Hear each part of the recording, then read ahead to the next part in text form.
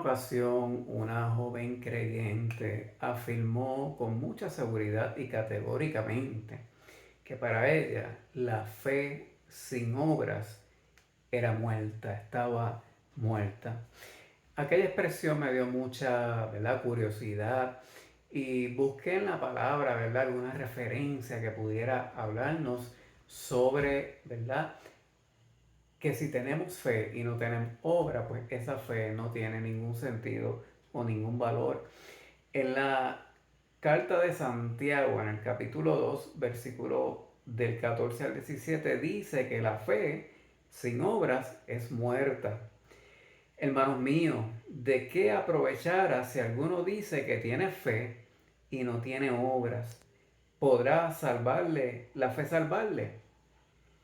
Y si un hermano o una hermana están desnudos y tienen necesidad de mantenimiento, del mantenimiento de cada día, y alguno de vosotros les dice, id en paz, calentaos y saciaos, pero no les dais las cosas que son necesarias para el cuerpo, ¿de qué aprovecha?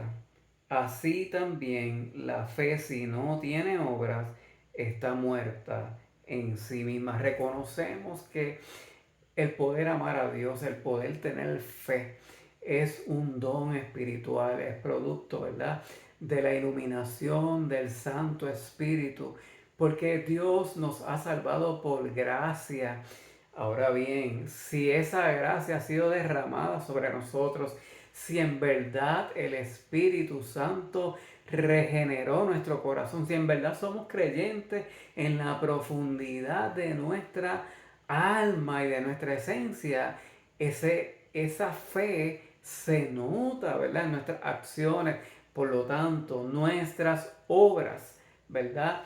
Nuestras obras son realmente lo que creemos, ¿verdad? De la abundancia del corazón, dice la misma escritura, habla la boca. De la abundancia de lo que hay en el corazón y en el pensamiento humano son las acciones. Por lo tanto, si en verdad hay fe, si en verdad somos creyentes, si en verdad el Espíritu de Dios nos ha iluminado, eso se traduce, ¿verdad?, en la bondad que podamos exhibir con nuestro prójimo, en el amor que podamos brindar, en la ayuda, ¿verdad? Quizás en la filantropía, en una acción concreta y afirmativa que sea de beneficio para el prójimo, porque en concreto ahí se manifiesta mi verdadera creencia. El apóstol Santiago también en el versículo 18 dice, pero alguno dirá, tú tienes fe y yo tengo obras.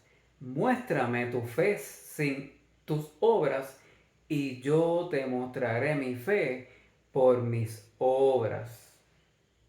El cristianismo no debería ser algo nominal, algo, ¿verdad?, una expresión, ¿verdad?, cultural más, o una, ¿verdad?, expresión de identidad personal, ¿verdad?, que uno expresa por expresar, o uno va a la iglesia por ir, pero realmente nuestras acciones no son buenas con las demás personas, no practicamos, ¿verdad?, lo que la palabra nos llama a practicar, que es la integridad, que es practicar la justicia, que es reconocer en cada prójimo el valor que Dios le ha conferido con su existencia misma. Cada ser humano es el producto de la voluntad de Dios. Por lo tanto, yo en mi experiencia de fe, en mi creencia, tengo que validar a cada ser humano. De hecho, Jesucristo, que es el verbo de Dios,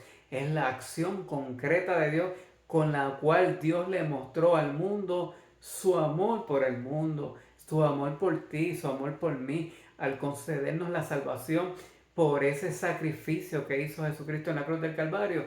Lo mostró con una acción concreta, con un hecho real, ¿verdad?, que nos ha concedido a través de esa acción bondadosa y magnánima del Señor Jesucristo la salvación a todos los seres humanos, a todos y todas los que eventualmente creerían en su corazón que Jesucristo es el Señor, y Salvador. En una paráfrasis de lo que el apóstol Santiago nos quiere explicar, quizás una contextualización más contemporánea, más moderna, ¿verdad? ¿De qué nos serviría expresar nuestra fe en las plazas, públicamente, en las redes sociales, en las iglesias, en los templos, levantando manos, adorando, si de verdad no amamos a nuestros semejantes, si los tratamos mal? Mire, no es posible ser un cristiano y a la misma vez ser una persona racista, o ser un cristiano y ser una persona elitista o clasista, porque eso no va conforme a la palabra y no tiene que ver nada con el fruto del Espíritu Santo que desarrolla en ti. Por sus frutos los conoceréis, ¿verdad? Y como una persona que discrimina a otra por su color de piel o que menosprecia a otros seres humanos quizás por una condición social, por algún distintivo, alguna situación que ha tenido que enfrentar algún ser humano, ¿verdad? ¿Cómo podemos levantar manos santas ante el Señor cuando realmente en nuestro corazón hay cosas como el racismo, el discrimen, el prejuicio? Por lo tanto, es importante que esa voz del Espíritu que nos habla a través de la palabra, de la predicación, que nos habla de tantas maneras, le demos apertura y que en conciencia, en nuestra conciencia, Dios se revela a la conciencia. Cada cual en su conciencia sabe perfectamente que está bien y que está mal, pero no podemos acallar esa conciencia, no podemos acallar la voz del Espíritu que nos proclama, ¿verdad?, la igualdad de todos los seres humanos y cómo el Evangelio, ¿verdad?, dignifica específicamente a cada ser humano, ¿verdad? ¿De qué nos serviría, ¿verdad?, levantar manos, adorar y después ser parte de un sistema que oprime a los propios seres humanos, a los que el Evangelio nos llama y nos anima a darle libertad, ¿verdad? A consolar al enlutado, ¿verdad? Al afligido, llevarle esperanza de salvación y decirle que Cristo le ama, que Cristo le dignifica, que Jesucristo le valora, aunque el mundo no le valore. El mundo está lleno de estructuras que no reconocen el valor de los seres humanos, ¿verdad? Pero el Evangelio es diferente. El Evangelio es, ¿verdad?, la práctica del Señor Jesucristo, ¿verdad? Que esa práctica sea parte de nuestra esencia, de nuestra vivencia, no solamente de palabra, de boca, sino con acciones.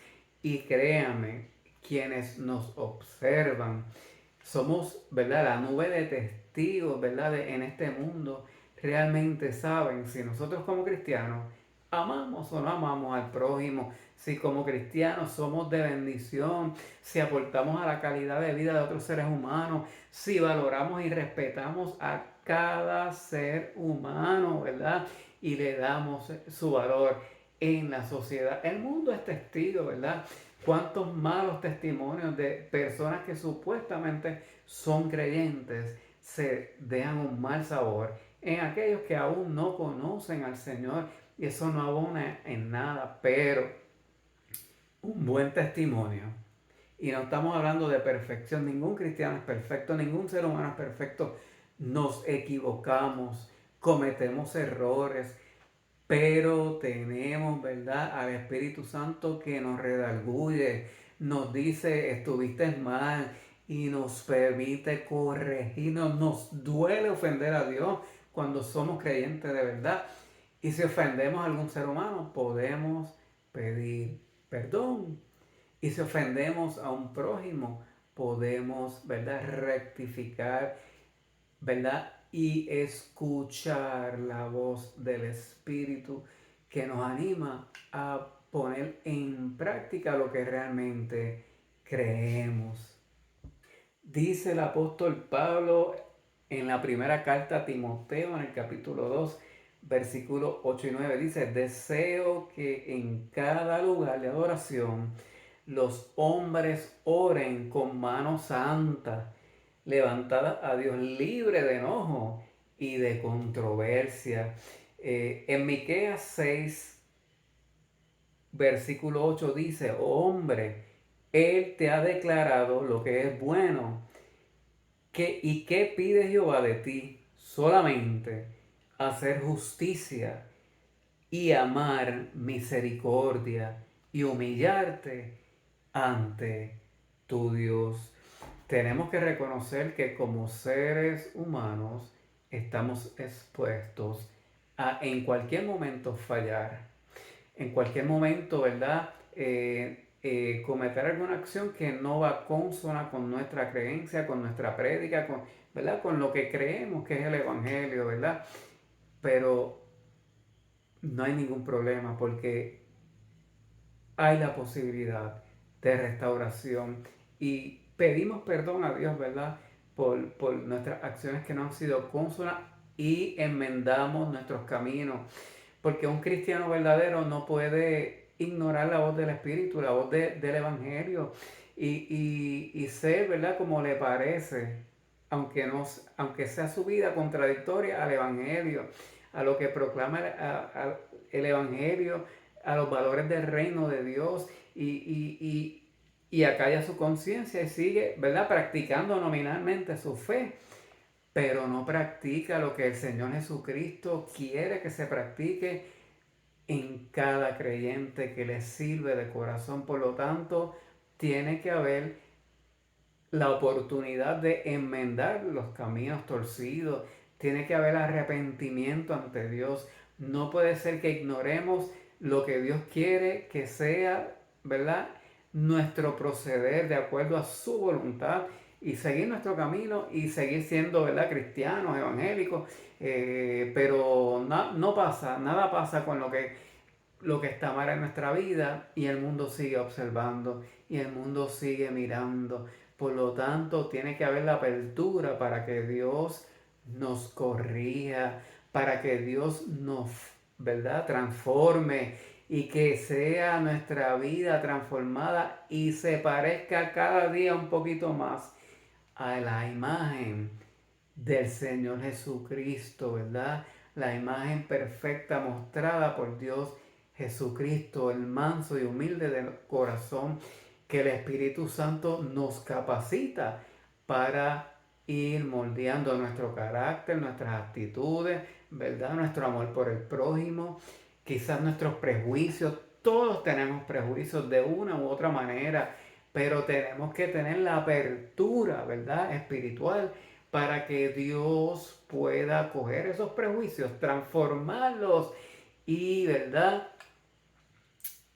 desarrollar en nosotros personas compasivas y misericordiosas por el prójimo, que aman con sinceridad a todas las personas sin distinción de nada, ¿verdad? De ninguna tipología sociológica, por así decirlo, ¿verdad? Por así llamarlo, porque a eso nos anima el Evangelio, a expresar nuestra fe con acciones, ¿verdad?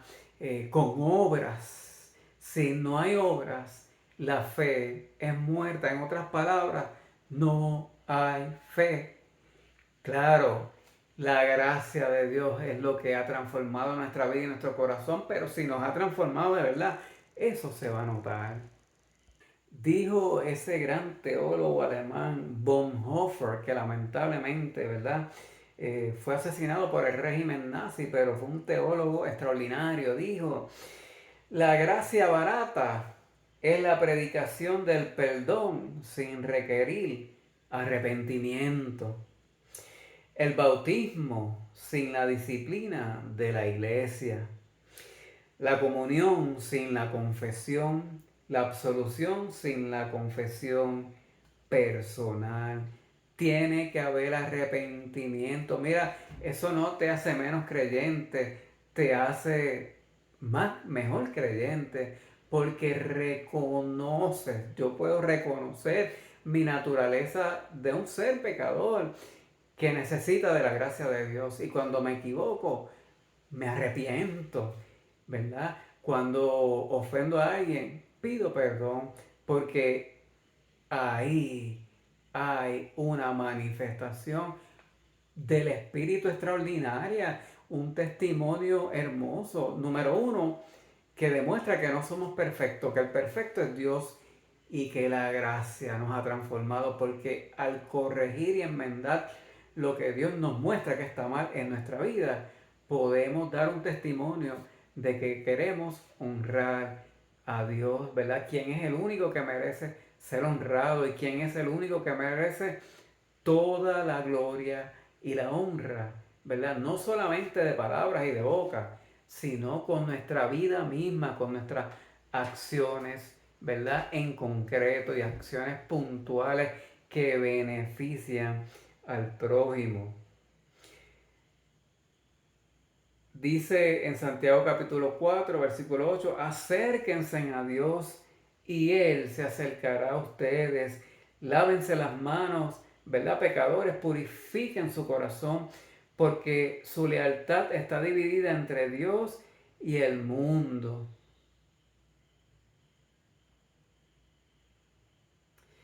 Así es que definitivamente estamos seguros, estamos conscientes de que no podemos vanagloriarnos, ¿verdad? Si Dios nos permite hacer cosas buenas y vemos, ¿verdad?, esa transformación en nuestra vida, no podemos vanagloriarnos porque sabemos que es por gracia, ha sido la gracia de Dios.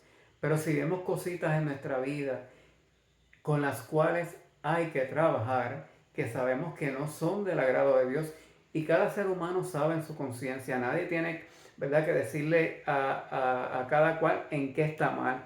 El ser humano lo sabe. El Espíritu Santo se revela al creyente y le redarguye, ¿verdad? Tengamos la apertura para corregirnos, para intentarlo, ¿verdad? Sigo al blanco de la soberana vocación, cada día lo intento, ¿verdad? Y le permito al Espíritu que santifique mis caminos y lo voy a ver, ¿verdad? Lo voy a ver en mi relación con los demás seres humanos, en mis relaciones interpersonales, en cómo puedo amar al prójimo, en cómo puedo mostrar compasión, ¿verdad? Por el ser humano que sufre, cómo puedo ser solidario, ¿verdad? Cómo más allá de mis ritos, ¿verdad? O de mis preferencias litúrgicas, más allá de eso, ¿verdad? Puedo ser un instrumento de bendición, ¿verdad? Para cada persona que Dios pone y se cruza en nuestro camino.